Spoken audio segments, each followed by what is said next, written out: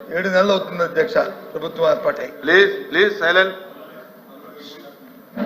ఎన్నో ప్రభుత్వాలు చూస్తాం అధ్యక్ష, రాష్ట్రంలో చూస్తాం, కేంద్రంలో చూస్తాం. ప్రభుత్వాలు ఏర్పాటైన 2 నెలల్లో బడ్జెట్ ప్రవేశపెట్టడం, దాని నుంచి ఆమోదం చేసుకోవడం. అలాగే ఎందుకంటే ఎన్నికలైన ప్రభుత్వాలు కాబట్టి ఆ ఎన్నికలప్పుడు వచ్చి ఏవైతే హామీలు ఇచ్చారో హామీలను వచ్చి బడ్జెట్లో వాటిని పొందుపరచడం, వాటికి తగ్గట్టు ప్రతిపాదన చేసుకోవడం అనేది ఆనవాయితీ అధ్యక్ష. ఆ ప్రకారం వచ్చింది అధ్యక్ష ఇంతవరకు కూడా. ఇదేమీ కొత్త కాదు అధ్యక్ష. మేలో ఎలక్షన్ జరగడం అనేది సాక్షాత్తు కేంద్రంలో ప్రధానమంత్రి గారు జూలై నెలలో ఆయన చేస్తే అంటే జూన్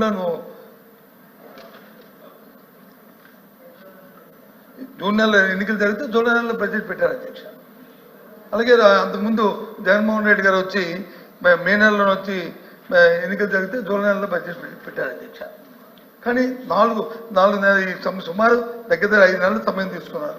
సరే తీసుకున్నారు, పోనీ ఏదో ప్రజలకి ఇంత వాగ్దానం ఇచ్చారు, సూపర్ 6 అన్నారు, లేకపోతే కరెంట్ ఛార్జీలు పెంచమన్నారు, లేకపోతే ఇంకొక కార్యక్రమం అన్నారు, ఇవన్నీ పెడతారు కదా, బడ్జెట్లు ప్రతిపాదిస్తారు కదా అనుకున్నాం అధ్యక్ష. కానీ తీరా మరి చూస్తే ఏమీ లేదు అధ్యక్ష. అందులో దాన్ని మరి మోసపూరితమైన బడ్జెట్ అనాలా, లేదా మభ్యపెడుతున్న బడ్జెట్ అనాలా, ఏమనాలనేది మరి మీ ద్వారా ప్రభుత్వాన్ని ప్రశ్నిస్తాను అధ్యక్ష. దీంట్లో బడ్జెట్లో స్పెసిఫిక్గా ఉంటుంది అధ్యక్ష. నేను కూడా దీంట్లో 3 సార్లు మంత్రిగా చేస్తాను అధ్యక్ష. ఇండికేషన్ ఇస్తాం, కొన్ని ఈ సంవత్సరం లేదు, వచ్చే సంవత్సరం ఇస్తాం, దాని పై వచ్చే సంవత్సరం ఇస్తాం అనేది ఎక్కడో ఇండికేషన్ చూపెడతాం. కనీసం ఈ బడ్జెట్లో ఇండికేషన్ లేవు అధ్యక్ష. కాదు కదా పైపెచ్చు గత ప్రభుత్వం వచ్చి కొన్ని లక్షల కోట్లు వచ్చి అప్పు చేసింది, 14 కోట్లు 10 లక్షల కోట్లు 14 లక్షల కోట్లు అన్నారు అధ్యక్ష. ఎందుకు ఇవన్నింటినీ కూడా మరుగుపెట్టి మబ్బు పెట్టి దాన్ని సమయం తీసుకుని లేదు ప్రజలు వచ్చి మళ్ళీ మబ్బు పెట్టి మోసం చేయడానికి ఆ ప్రయత్నం అనిపిస్తుంది అధ్యక్ష.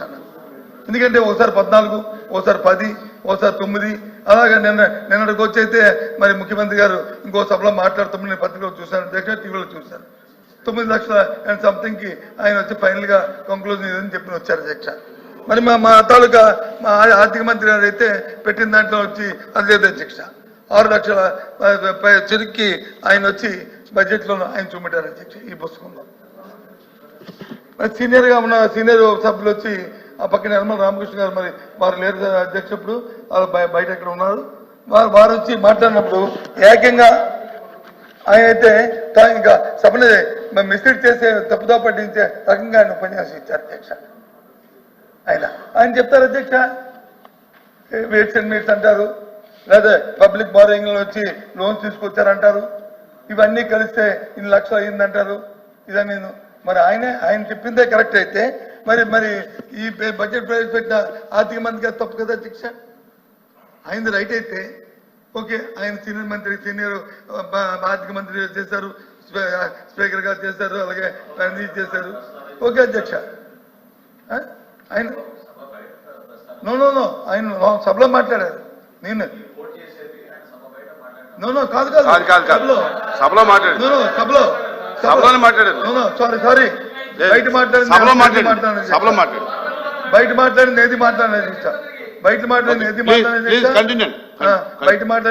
మాట్లాడినది సభలో మాట్లాడేది. అందుకే ఆయన లేరని చెప్పాను అందుకే ఆయన చెప్పారు అధ్యక్ష. మరి ఆయన చెప్పింది అయితే మరి మా మంత్రి గారు కేశవ్ గారు గౌరవ సభ్యులు ఆయన మంత్రి గారు చెప్పింది మిస్డ్ కదా అధ్యక్ష. ఏది మనం కన్ఫర్మ్ చేద్దాం? ఈ బడ్జెట్ బుక్తో మనం మాట్లాడుకుందామా, లేదు సభలో మాట్లాడిన మాజీ ఆర్థిక మంత్రి గారు మాట్లాడింది దాన్ని మనం తీసుకుందాం? అది తప్పు కదా అధ్యక్ష. బారోయింగ్స్ అనేవి ఓపెన్ మార్కెట్ బారోయింగ్స్ అనేవి మన జీవితంలో కానీ లేదా ఒక ఫర్మ్లో కానీ ఇది కానీ ఏదైతే షార్ట్ టర్మ్ లోన్స్ తీసుకొస్తామో ఆ లోన్స్ నుంచి మనం తీర్చుకుంటాం అధ్యక్ష. ఏదైతే 31వ తారీఖు నాడు మార్చి నెలలో ఏది ప్రభుత్వం వచ్చి ప్రకటిస్తుందో అదే రాష్ట్రం తాలూకా అప్పు, రాష్ట్రం తాలూకా ఆదాయము, రాష్ట్రం తాలూకా అధ్యక్ష 24 సంవత్సరంలో ఏదైతే పెట్టారో అది ఓకే అధ్యక్ష. దాని ప్రకారం మన ఆర్థిక మంత్రి గారు వచ్చి ఈ పుస్తకం ఇచ్చారు అధ్యక్ష. దాని ప్రకారం మనం చూసుకుంటే